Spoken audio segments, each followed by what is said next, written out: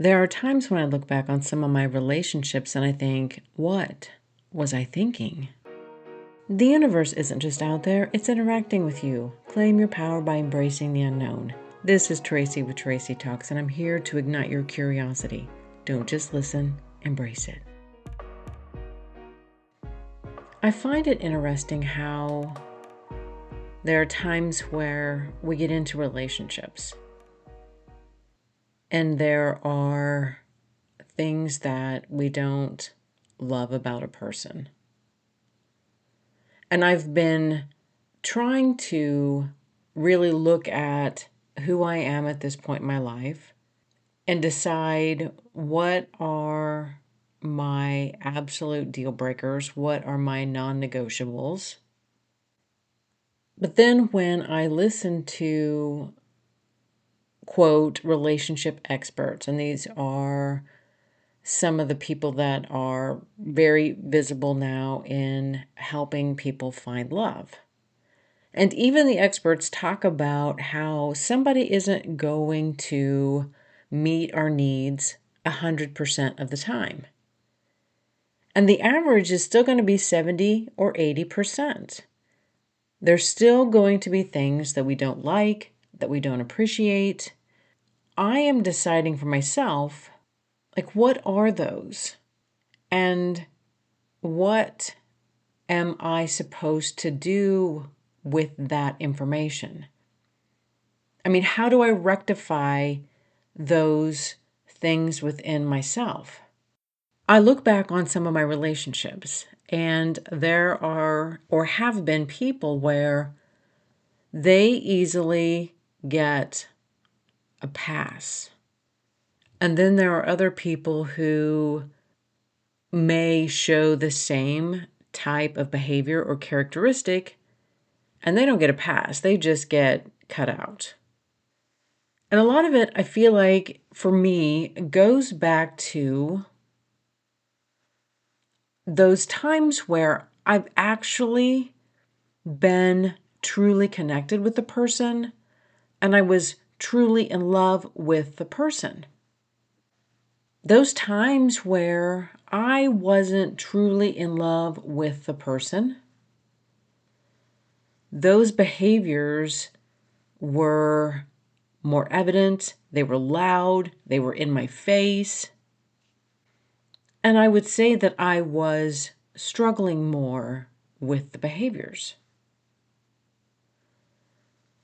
And then I look back at my relationships where I actually had this true connection. And it was a connection that I really couldn't identify. I couldn't define. I couldn't say, well, this person does this, and this person does this, and it makes me feel that way. There was just this innate connection with this person. And it was unexplainable.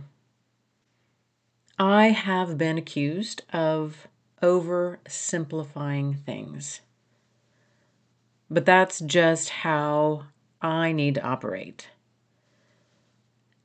And I wonder if it goes back to deep down, I didn't know really what love was, what love is, what I need in love, and that those people that were really causing me distress and unhappiness and this, I don't want to say struggle. I don't really like struggle, but there was this extra layer of having to define what is happening within the relationship.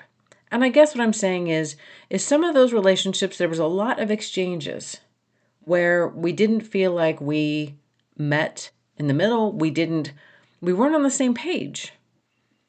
And one or both of us would end up having to explain where we were coming from and what we truly meant and what we truly needed. And there was a lot of having to define everything because it was almost as if we were speaking two different languages and we didn't understand what the other person was doing and what the other person was saying.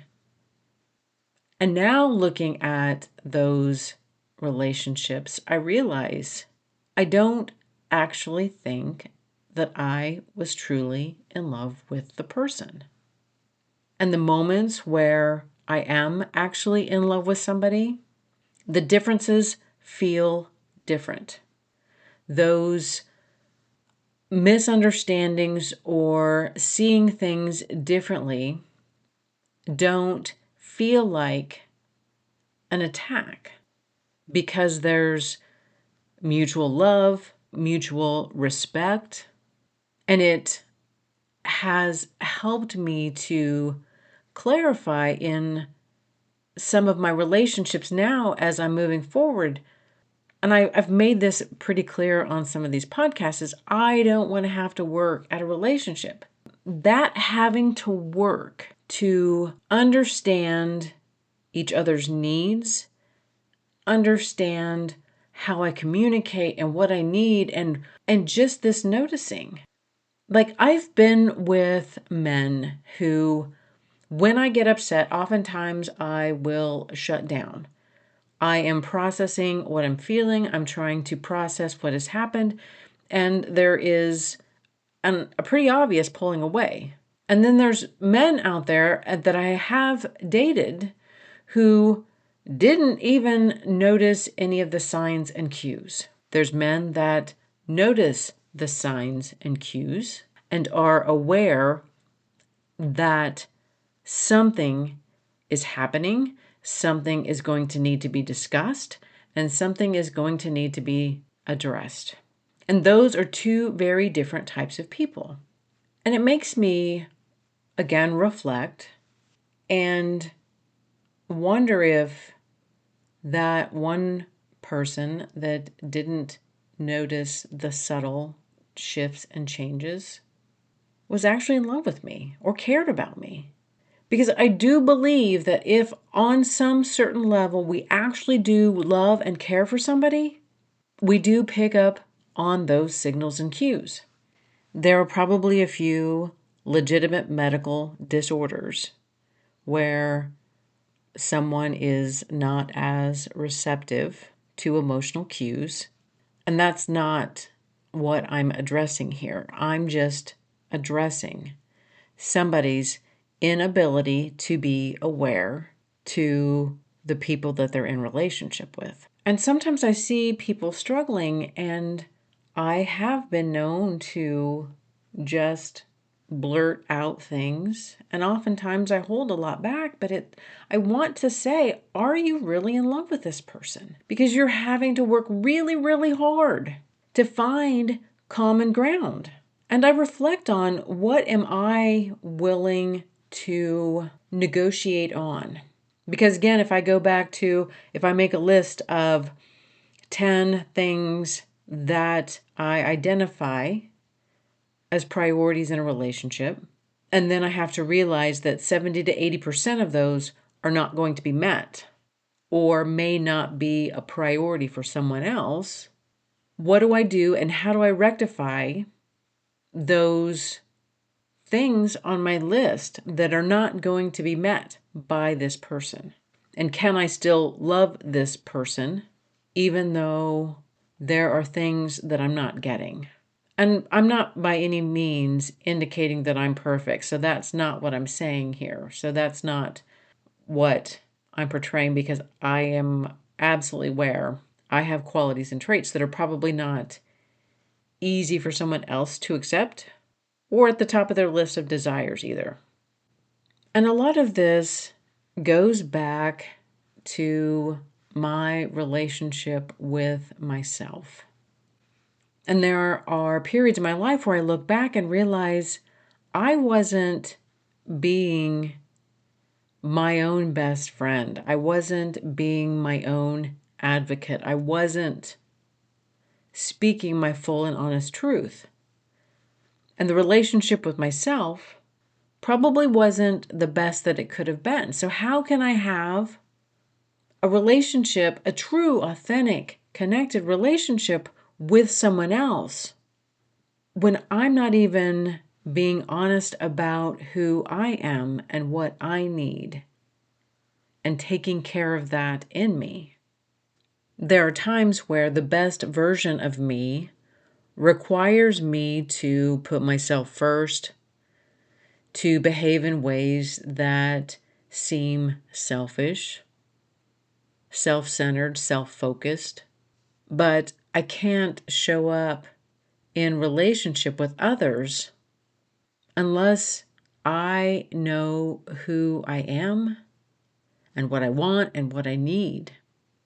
I mean, and some of y'all out there need like a gold star or a medal because some of y'all are in the trenches and working on just shit in your relationships. And I guess that deserves a gold star or recognition. I just know that I would have been out of there. I need somebody who understands when I say this, this is what I need. When I say this, this is what I need. And I want to respond in the same way with somebody. The relationship needs to be reciprocal. That is what I consider a healthy relationship. And maybe this podcast is coming back to something that I keep seeing out there online. And I keep seeing a lot of very angry people. And there's sometimes people have every right to be angry, something has happened. I see a lot of people who are just very angry all of the time. They treat people badly. In interviews, they say things that are mean. And in the back of my mind, I have to realize that when they go home, they're probably that same person. That there is no true public persona of people and then private. I mean, sometimes there are people who can navigate that and turn it off and on, but as a general rule, it isn't. And someone who is constantly complaining on social media indicates to me that there is deep unhappiness there at some level that's in them. No perfect partner can rectify that for somebody else. I don't really know if this topic has an end result. Just as I define what I need in relationships right now, I also understand that I am changing and evolving. And what I need and want is going to change and evolve. And am I surrounded by people who understand that as well, who are also working to grow, to change, to want to be better, to want to seek out a life that is fulfilling, filled with a sense of purpose? And some people really resist changing and evolving. And I always find that interesting because I went for a walk this morning and we're moving into fall and into winter. And I was in the trees, in the woods, and the leaves are changing color and some are losing their leaves. Things are dying back. The berries have turned red. And it's interesting because nature doesn't fight the change. Nature accepts that it's going to lose its leaves. It is going to shut down and focus on storing all of these things inside of it. And then come spring, it will sprout up with new growth. And I just find it interesting how so many people refuse to accept growth and change when it's a very natural part of us, a part of our evolution. Our human minds think that we are above nature, that we are above evolving. I'm trying to embrace the change. I haven't always mastered that, but I know that I'm going to continue to try to change when it's best for me.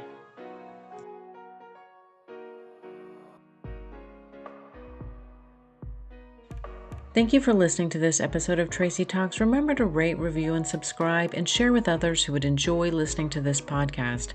Friends can find Tracy Talks available on iTunes, Spotify, Substack, and YouTube.